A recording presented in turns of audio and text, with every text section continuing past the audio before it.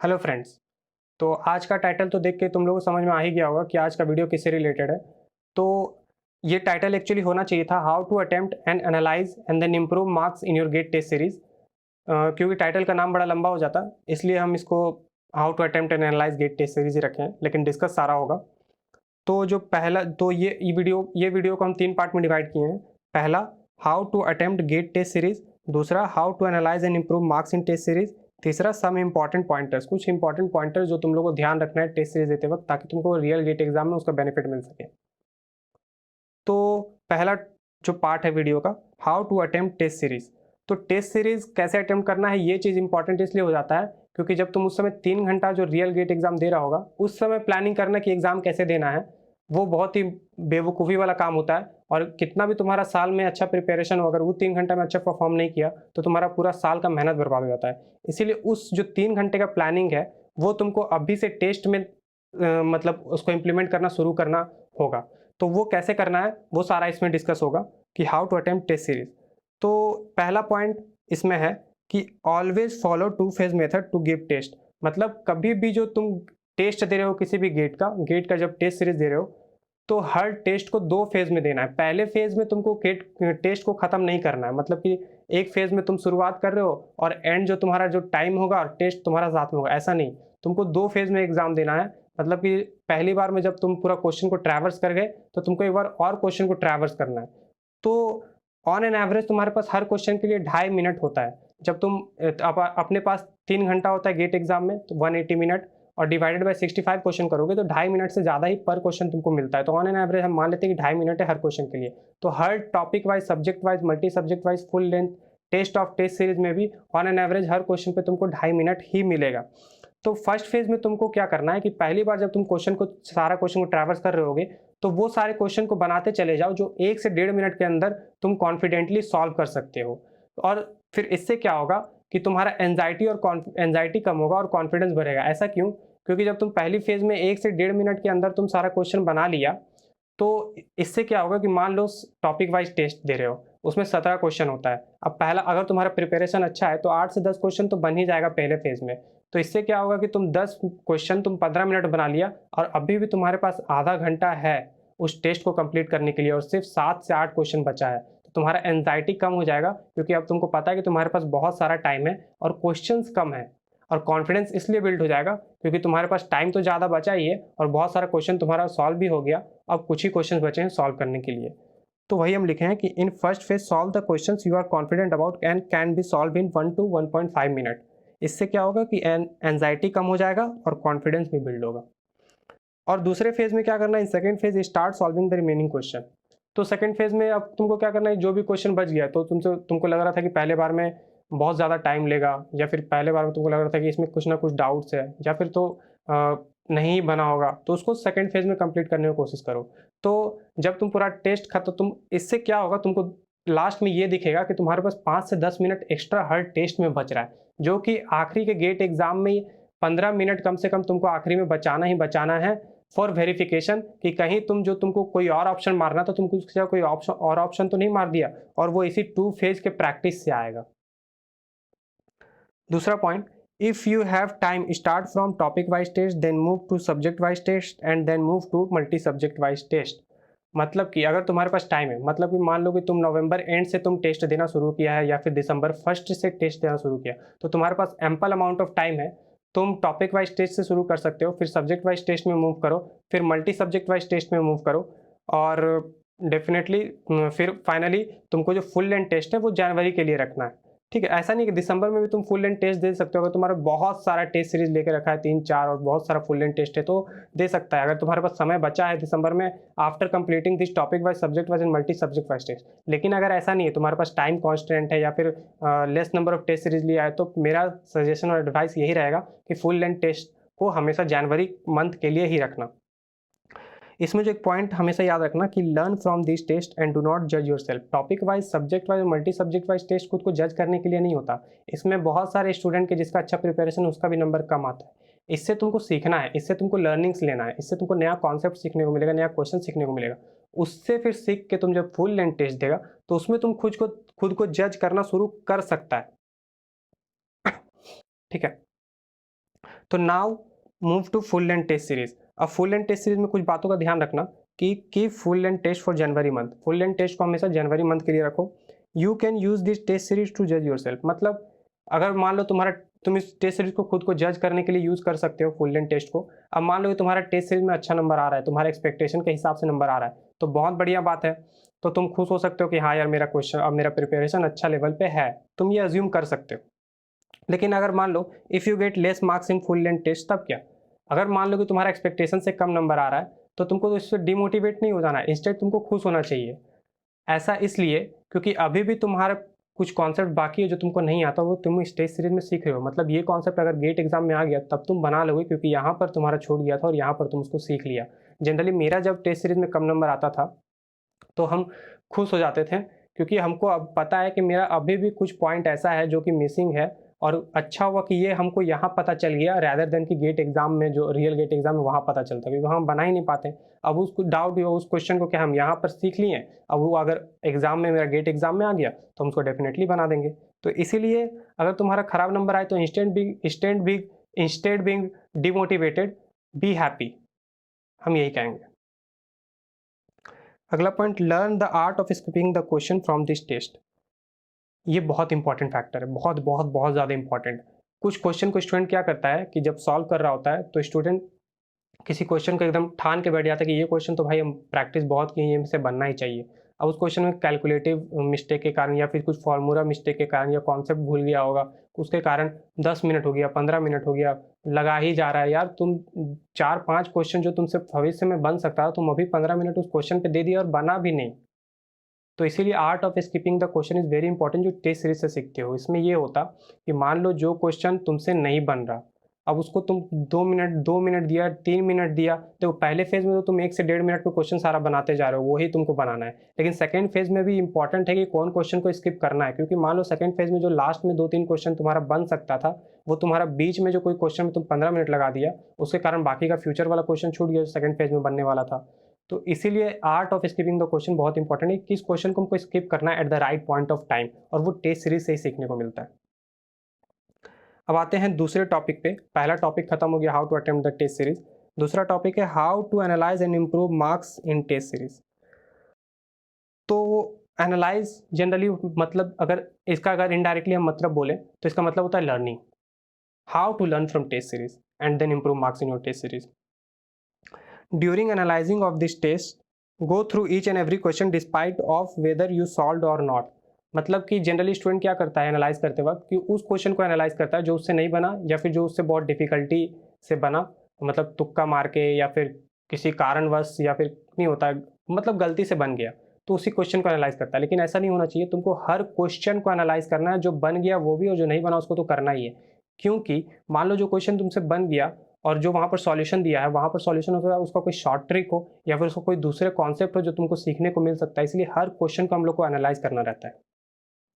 Note down the new और important concepts. जो भी क्वेश्चंस जो मेड इजी में ऐसा मतलब टेस्ट सीरीज देते वक्त ऐसा बहुत सारा क्वेश्चन तुम लोग को मिलेगा जिसमें नया नया कॉन्सेप्ट्स होगा, तो उस कॉन्सेप्ट को अपने शॉर्ट नोट्स में लिखते चलो, ताकि जब तुम रिवाइज करोगे तो वो कॉन्सेप्ट तुमको याद रहे। Don't memorize any solution, instead search for it in the Google. तो जब तुम टेस्ट सीरीज दे रहे हो और टेस्ट सीरीज को एनालाइज कर रहे हो, तो उस समय कुछ क्वेश्चंस ऐसा होगा जो तुमको आता ही नहीं होगा, जिसका कॉन्सेप्ट ही तुमको नहीं आता होगा, तो उसका सॉल्यूशन मान लो तुमको देखा, उसका सॉल्यूशन तो तुमको समझ में आ गया, लेकिन उसके पीछे का लॉजिक या कॉन्सेप्ट तुमको समझ में अभी तक नहीं आया, और तुम क्या करते हो, सॉल्यूशन को रट जाते हो। ऐसा नहीं करना, क्योंकि अगर थोड़ा सा क्वेश्चन को घुमा दिया गया तो तुमसे वो क्वेश्चन फिर नहीं बनेगा। तो इसीलिए उस क्वेश्चन का जो नया तरह का क्वेश्चन तुमको मिला है, उसका लॉजिक अगर तो उसके सॉल्यूशन के बिहाइंड लॉजिक तुमको नहीं पता, तो उस कॉन्सेप्ट से रिलेटेड या फिर उस क्वेश्चन से रिलेटेड जाके गूगल पे सर्च करो और उस कॉन्सेप्ट को अच्छे से पढ़ो और सीखो। बहुत ही बड़ा डिफरेंशिएटिंग फैक्टर होता है टॉपर्स और एवरेज स्टूडेंट के बीच में ये पॉइंट। बुकमार्क अनसॉल्व्ड और important question and revise them 2 to 3 times before going to GATE exam.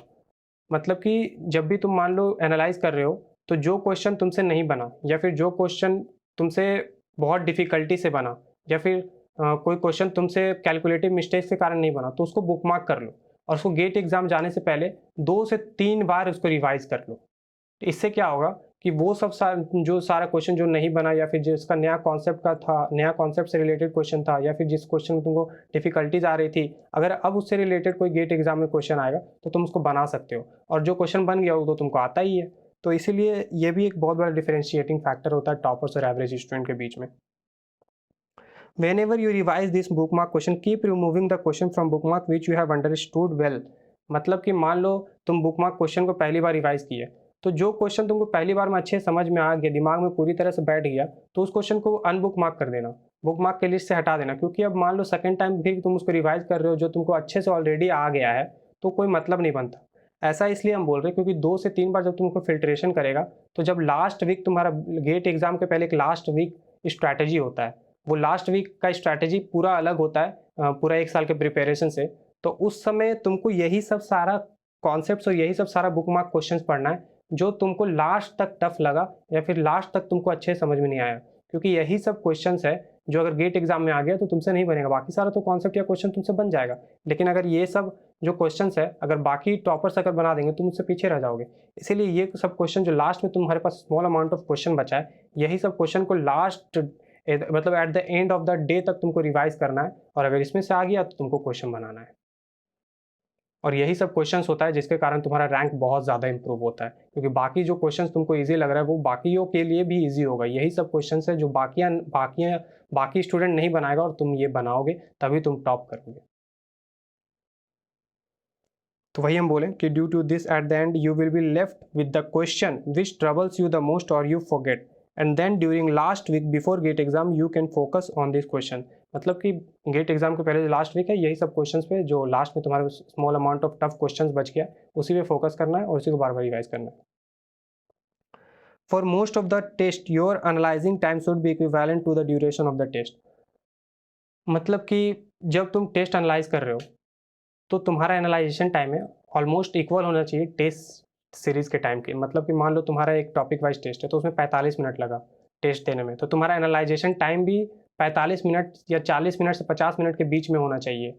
अगर उससे कम लग रहा है, मान लो कि 15 से 20 मिनट में तुम्हारा एनालाइजेशन खत्म हो गया, तो तुम समझ लो कहीं ना कहीं तुम एनालाइज गलत तरीके से कर रहे हो। क्योंकि अगर जैसा हम बोले कि हर क्वेश्चन को एनालाइज करना है, तो हर क्वेश्चन को कम से कम, मान लो तुमको हर क्वेश्चन आता है तब भी तुम उसको एनालाइज करोगे, अच्छे से भी आता है तब भी तुम हर क्वेश्चन में 2 मिनट दोगे एनालाइज करने के लिए।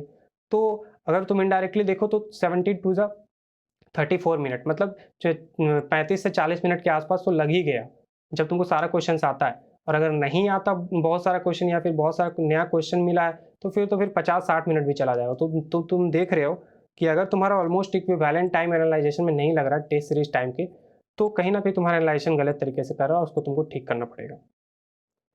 और आज का आखिरी टॉपिक, सम इम्पॉर्टेंट पॉइंटर्स जो तुमको टेस्ट सीरीज लेते वक्त, खरीदते वक्त या देते वक्त ध्यान रखना है। रजिस्टर इन 2 टेस्ट सीरीज, कम से कम तुम 2 टेस्ट सीरीज में रजिस्टर करो, कम से कम नहीं, एग्जैक्टली हम बोलेंगे 2 टेस्ट सीरीज में रजिस्टर करो।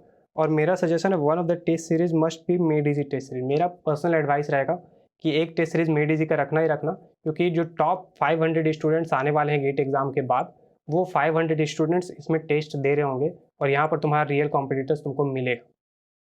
तो इसीलिए, और मेड इजी का जो मेरे को लगता है पर्सनली कि मेड इजी का जो स्टैंडर्ड है वो गेट एग्जाम के लेवल का होता है। मेड इजी का टेस्ट सीरीज जो होता है, तो मेरे को लगता है कि इसका टेस्ट सीरीज ना अच्छा होता है। अब में से बहुत कोई आर्ग्यू करेगा कि मेड इजी के टेस्ट सीरीज में एरर्स होते हैं, तो मेरे भाई इंडिया के सारे टेस्ट सीरीज में एरर होते हैं, लेकिन इसमें जो एरर्स होते हैं कंपैरेटिवली बहुत कम है।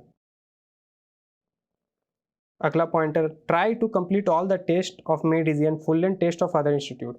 मतलब जो मेड इजी का है उसका सारा सब टेस्ट कंप्लीट करने की कोशिश करना, topic wise, subject wise, multi subject wise और फुल लेंथ। और अगर टाइम बचे तो तुम दूसरे टेस्ट का भी सब्जेक्ट वाइज वगैरह दे सकते हो, लेकिन दूसरे जो टेस्ट सीरीज उसमें फुल लेंथ टेस्ट देना है सिर्फ मेरे हिसाब से। तो मेड इजी का तुम सारा टेस्ट दो और सारा टेस्ट को कवर करो, और अगर टाइम कॉन्स्टेंट है तो दूसरे इंस्टीट्यूट का सिर्फ फुल लेंथ टेस्ट दो। Give the test in different timings and in different situation. ये बहुत इंपॉर्टेंट पॉइंट है, बहुत इंपॉर्टेंट पॉइंट। जनरली तुमको सजेशन मिलेगा कि तुम टेस्ट सीरीज उस समय दो जिस समय तुम्हारा गेट एग्जाम शेड्यूल हुआ है, लेकिन ऐसा करना सबसे बड़ी बेवकूफ़ी होती है। क्योंकि अगर मान लो किसी कारणवश तुम्हारा गेट एग्जाम के पहले वाले दिन, पिछले वाले रात तुमको एंजाइटी के कारण नींद नहीं आया और तुमको नींद में टेस्ट सीरीज देने का आदत ही नहीं है, तो तुम्हारा पूरा एग्जाम खराब चला जाएगा, तुम्हारा पूरा सालों का मेहनत बर्बाद हो जाएगा। इसलिए डिफरेंट सिचुएशंस और डिफरेंट टाइमिंग्स पे टेस्ट देना सीखो। जैसे मान लो कि तुम पढ़ते पढ़ते तुमको नींद आ रहा है, मतलब बहुत तेज़ नींद आ रहा है, तो तुम उठो और जाके कोई सा भी एक टेस्ट उठाओ, जो टेस्ट तुमको मन करे वो टेस्ट उठाओ, और उस नींद में जब तुम बहुत नींद आ रहा है उस समय टेस्ट दो। किसी दिन मान लो कि तबीयत खराब हो गया, उस समय टेस्ट दो। किसी दिन मान लो घर में एकदम जोर से शोर शराबा हो रहा है, टीवी चल रहा है, ठीक है, अगर बगल में शादी हो रहा है, उस समय टेस्ट दो। मेरे साथ हम बताते हैं कि जब मेरा गेट एग्ज़ाम जहाँ सेंटर पड़ा था, वो बहुत सारे नॉइज़ेज़ थे, बहुत सारे नॉइज़ेज़ थे, और क्योंकि ठंड का दिन था, मेरे जस्ट ऊपर एक पंखा लटका हुआ था, जो दूसरे पंखे से डायरेक्टली कनेक्टेड था, तो हम जाके पंखा का स्पीड कम नहीं करवा सकते थे, वरना दूसरों का भी पंखा कम हो जाता। तो इससे प्रॉब्लम क्या हुआ कि मेरे सर के ऊपर जस्ट पंखा चल रहा है उसका, तो और पंखे का आवाज़ भी आ रहा है और बहुत सारा नॉइज़ेज़ भी था और डायरेक्ट ठंड भी लग रहा। लेकिन हम उस चीज़ के लिए प्रिपेयर्ड थे। हम टेस्ट सीरीज़ कैसे दिए, एक मेरा पूरा प्रिपरेशन कैसा रहा, मेरा टे एग्ज़ाम डे क्या रहा, सारा चीज़ हम डिस्कस करेंगे। अगर तुम लोग को जानना है तो कमेंट सेक्शन में बता देना, हम अपना पूरा स्टोरी शेयर कर देंगे। लेकिन हम मेरा ये सजेशन नहीं है, ये तुम लोग करना ही करना है। Give the test in different timings and different situation, different different situations और डिफरेंट डिफरेंट टाइमिंग्स में टेस्ट दो।